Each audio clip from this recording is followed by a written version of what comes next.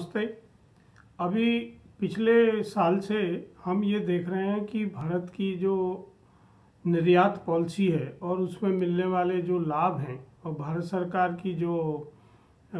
प्रयास हैं, उसकी वजह से हमारे देश से कृषि उत्पादों का निर्यात निरंतर बढ़ रहा है। विश्व के लगभग अधिकांश देशों में भारतीय उत्पादों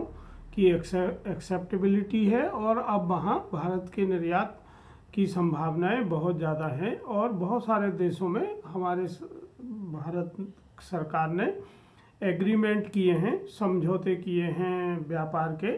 साझा व्यापार के, और बहुत सारे जो कानूनी अड़चनें थीं और टैक्स के प्रावधान थे वो समाप्त हुए हैं और एक लेवल प्लेइंग फील्ड बनाने की कोशिश की है। इसी क्रम में अगर हम देखें तो हमारे यहाँ से पिछली साल जैविक कृषि उत्पादों का भी बहुत अधिक निर्यात हुआ है। अभी भारत से जो जैविक खाद्य उत्पादों का निर्यात होता है उनमें मुख्य रूप से तिलहन, फल, उनका पल्प, प्यूरी, अनाज, मोटे अनाज जैसे बाजरा, कोदो, कुटकी, मसाले, चाय, औषधीय पौधे, सूखे मेवे, चीनी, दालें, कॉफ़ी और जैविक डीओसी जो सोयाबीन मील होता है उसका बहुत ज़्यादा निर्यात हमारे यहाँ से हो रहा है। और ये जो निर्यात होता है इसके लिए ख़ासतौर से कृषि जो उत्पाद हैं उनके निर्यात के लिए एपीडा अधिकृत संस्था है और उनके द्वारा एक पॉलिसी बनाई गई है जिसको कहते हैं राष्ट्रीय जैविक उत्पादन कार्यक्रम NPOP। तो राष्ट्रीय जैविक उत्पादन कार्यक्रम के तहत लोगों को रजिस्टर करना होता है और इसके प्रोटोकॉल भारत सरकार ने और एपीडा ने निर्धारित किए हैं। तो जो उन प्रोटोकॉल का पालन करता है और उन्हें कुछ एजेंसीज अधिकृत की हैं, उन एजेंसी से जो सर्टिफिकेशन लेके प्रोडक्ट उत्पादित करते हैं उन्हीं उत्पादों का निर्यात जैविक खाद्य उत्पादों के रूप में किया जा सकता है। ये जो राष्ट्रीय जैविक उत्पादन कार्यक्रम है इसे 2001 से लागू किया गया है और जो विदेश व्यापार विकास और विनियम अधिनियम 1992 है उसमें भी इसको मान्यता दी गई है। तो अभी हमारे यहाँ से यूरोपीय संघ, स्विट्ज़रलैंड के अलावा जो ब्रेग्जिट के बाद यूनाइटेड किंगडम, इन सब देशों में निर्यात होता है और घरेलू बाजार में जो खपत हो रही है वो भी निरंतर जैविक उत्पादों की बढ़ रही है। NPOP को भारतीय खाद्य सुरक्षा मानक प्राधिकरण जो फसाई है उसने भी मान्यता दी है और पिछले साल जो 2020-21 में हमारे यहाँ जो जैविक उत्पादों का निर्यात हुआ वो लगभग 51% बढ़ गया है और ये लगभग $240 बिलियन पार हो गया है। और इसमें जो देश हैं जहाँ मुख्य रूप से ये सामग्री जा रही है उसमें अमेरिका, यूरोपीय संघ के देश, Canada, great Britain, Australia, Switzerland, Israel, दक्षिणी कोरिया सहित लगभग 58 देश हैं जिनमें अभी निर्यात किया जा रहा है। इसके अलावा कुछ देशों के साथ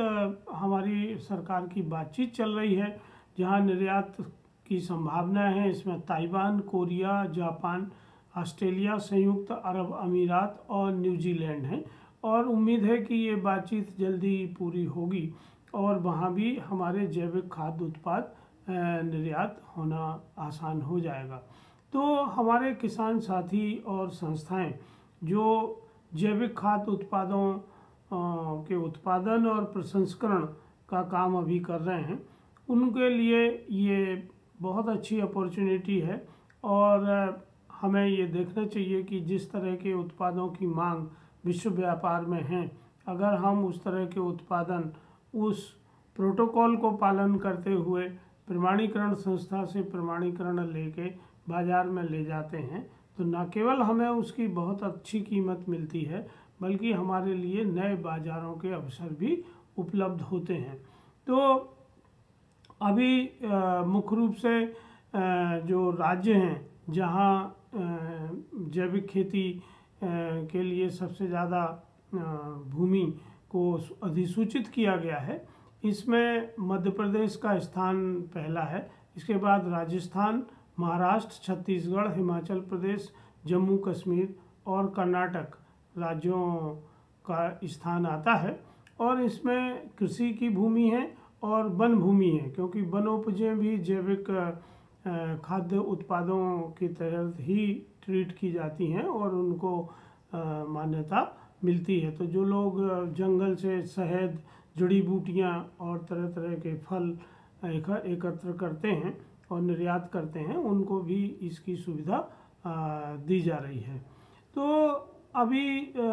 जैसे कि मैंने आपको बताया कि अगर NPOP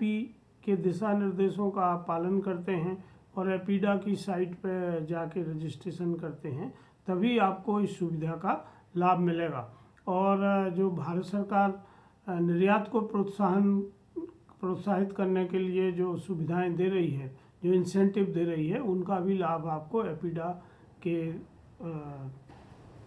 द्वारा प्राप्त हो सकता है। तो अभी एपीडा के अलावा NOP, Ecocert, COSMOS, fair trade, EU, IFOM, JS, MPSOCA आदि ऐसी प्रमुख संस्थाएं हैं जो प्रमाणीकरण का काम कर रही हैं और इनकी सूची एपीडा की साइट पर उपलब्ध है। तो मुझे उम्मीद है कि जो लोग और इससे जुड़ना चाहते हैं और अधिक जानकारी चाहते हैं, वो हमसे ई-फसल से संपर्क कर सकते हैं और हम उनको उचित सलाह देंगे ताकि वो उत्पादित प्रसंस्करण किए हुए जैविक पदार्थों को आसानी से निर्यात कर सकें। नमस्ते, धन्यवाद।